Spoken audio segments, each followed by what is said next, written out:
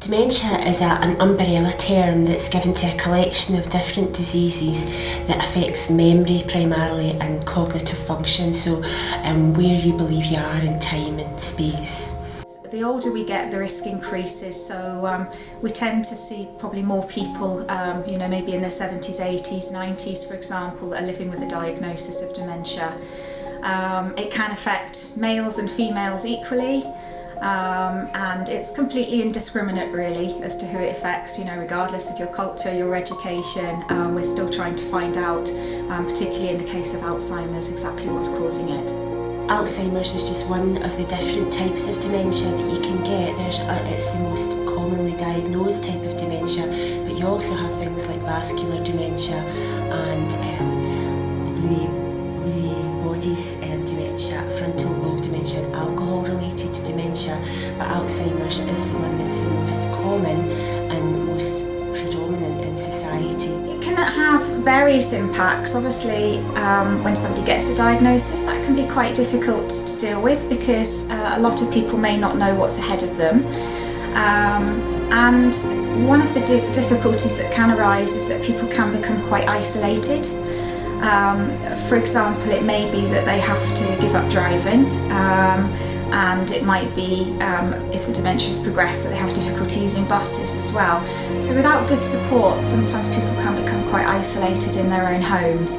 And that's where, support from family, friends, people in the community can really make a difference in helping people to live well and helping people to continue to do the things that give them meaning in their life. And there are lots of different things that can help. Having this diagnosis of dementia can be seen as a very, very negative, prospect of the future, but with help out there, the person caring for someone with dementia can keep a hold of that person for longer. Using the things that are out there for support around reminiscence, around music. Music has a tremendous effect, on this reconnection and getting the neural pathways in the brain reconnecting in a way that that medication doesn't do. I think we can help people with dementia and help their carers to not see it maybe quite as bleak as it should be. So to tell you a bit about the Dementia Resource Centre here, we're based at King Street in Aberdeen. We try to offer a range of therapeutic activities, so we have things like singing groups, for example. Music can be really powerful with people with dementia. It can help to stimulate memories, it can help with things like communication, and obviously it's a feel-good activity as well that brings people together.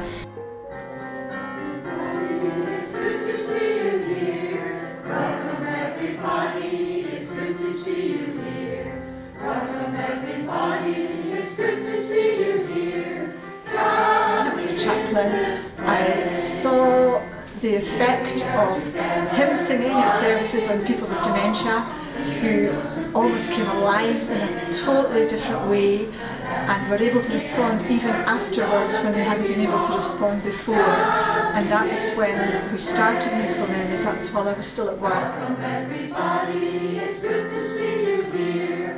Welcome everybody. I come to the centre because my husband Keith has dementia. We started to come here about a year ago, and we come every Friday to attend Musical Memories. It was my husband's choice that we come along to Musical Memories. I actually didn't think that he would want to come because he is a bit introverted and quite dislikes his own company and my company, but he really, really enjoys it, and of course I enjoy it too because I love singing. Everybody, it's good to see you here. Welcome everybody, it's good to see you here. Gathering in this place. The more we are together, the happier we will be. The more we are together, the happier we will be.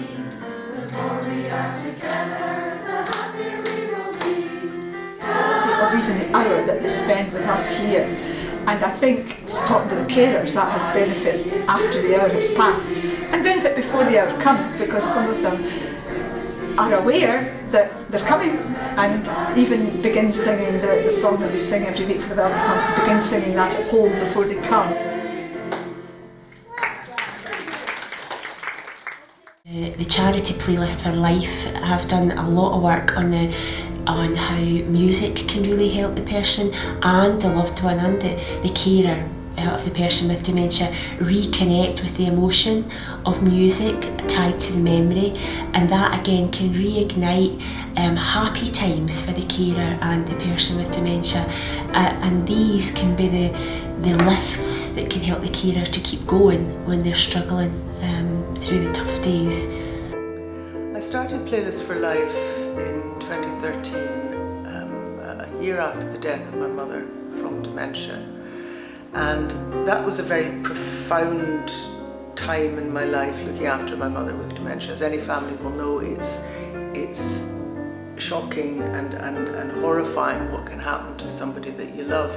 But what we found in looking after my mother, my sisters, brother and I, was that music seemed to bring her back to herself. It didn't cure her dementia, it didn't have any sort of effect on how the condition was affecting her, but while she was listening to it, she was calmer, she was happier, she was more lucid, she was able to sing the words of songs, and as her condition went on, we realised that more than anything else was our means of communication with her. When she couldn't speak and she couldn't string sentences together very much, it was music that was doing it.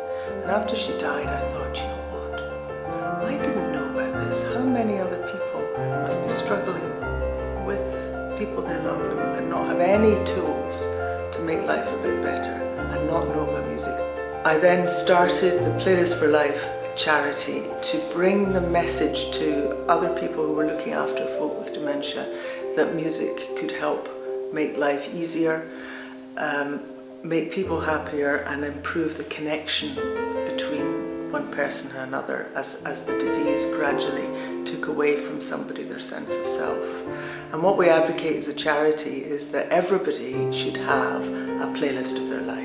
And that includes you and me. It should be everybody. We should be starting to think now about the music that has been the soundtrack to our lives. And we want that music then to go with somebody who gradually does develop dementia, go with them through their life from diagnosis onwards, whether it's at home or in a care home or in a hospital, and be there day and night whenever they're finding anything difficult about their lives.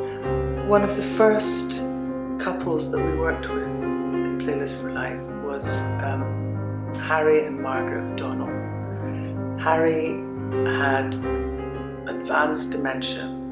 He had come into a care home after being in hospital, and his condition, not through the fault of the care home in any way, which is a wonderful one, but his condition had plummeted. He had lost the ability to interact. People tried to engage with him and couldn't.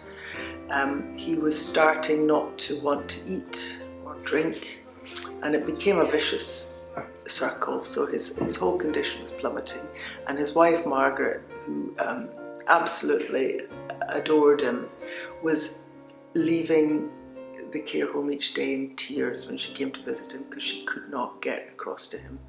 And we went to this care home, Craigielee in Renfrewshire, and said, look, do you have anybody here that might be interested in trying Playlist for Life? And they said, try Margaret, because she's so upset at the moment with the way things are going with Harry.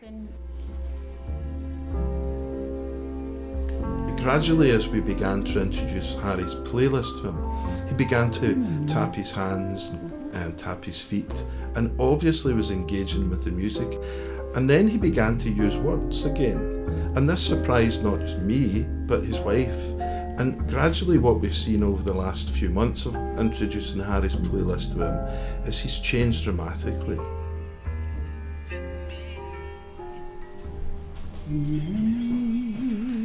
are on my mind. And now that we've come to the end of our rainbows. To me, it has made a big difference. He was regressed, he was right back, and I just thought he was going, absolutely going from me. But not now. He's back, and he's loud, and he wants to talk, and he wants to take part. I was absolutely bowled over by the change in Harry. He was laughing, he was singing, he was making attempts to converse, to interject into conversations. Margaret was adoring it. Margaret spent her entire time giggling, laughing, having fun together. And what I realised then was not just that music had the power to bring Harry back for nothing, as in fact the care manager said, as had happened with my mother, but it was the most profound tool of connection between people who had lost that ability, so that Margaret felt she had got her husband there to be able to talk to him again and laugh with him. And the spark that had been the spark of their marriage, when they played the song that they first heard when they were dancing together at a singles club all these decades ago, when that was played, they were husband and wife again, and that was so precious. Twice, three times a lady. When he hears that, he knows that there's been something in his past it's related to, you know, and well, if it wasn't, he wouldn't be able to sing them, you know. Oh, that's true.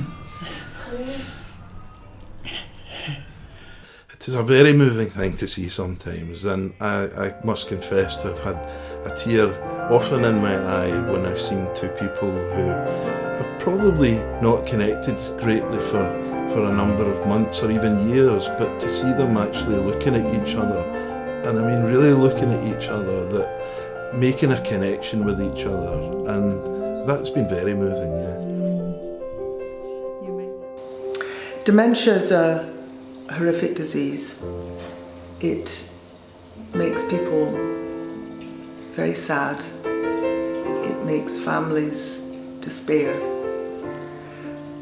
But the great thing I discovered is that there is something that can make life better, and that is music that's personal to somebody's life and that can bring shafts of joy into the worst cases of despair.